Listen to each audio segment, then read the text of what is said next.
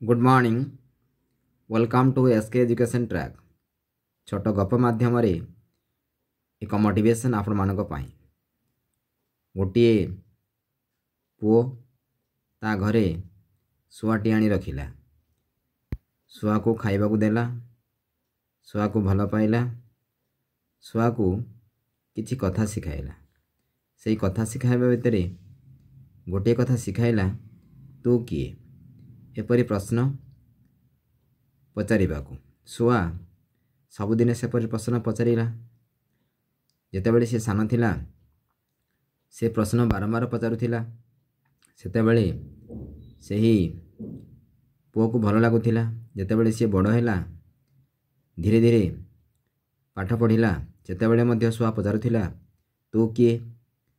शुआ मनरे गोटे कथा थाए तू किए। जेतेबेले सी बड़ हैला पाठ पढ़ी सारिला चाकरी पाइला नहीं निराशरे थरे बसीछि से शुआ आउथरे पचारिला तू किए।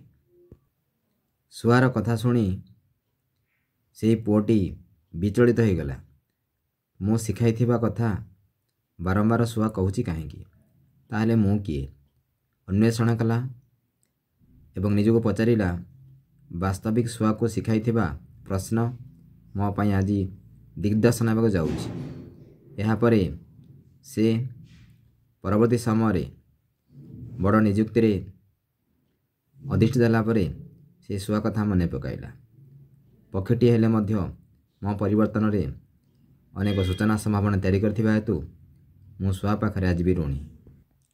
तेणु एपरी अनेक विषय रही जीवन रे जहाको आमे परिवर्तन स्वर बोली भाभी पारिबा। विरक्त न होई बारंबार शुणिबा परे सकारात्मक प्रतिक्रिया होई जीवन रे आमे अनेक किछि लाभ काम करि पारिबा। आज सेही पुओटी उचित मार्ग रे जाई जीवनर सफल सूत्र देखि पारिला। पक्षीटी हेले कौन हेबो तार बारंबार प्रश्न रे विचलित न होई अनेक चलन प्रक्रिया को क्रियाशील कराई जीवन सफल हो पारिथिला सेही पुओटी। आमे सेपरि हेबा पशु पक्षी ठारू शिखिबा जो परिवर्तन करिबा।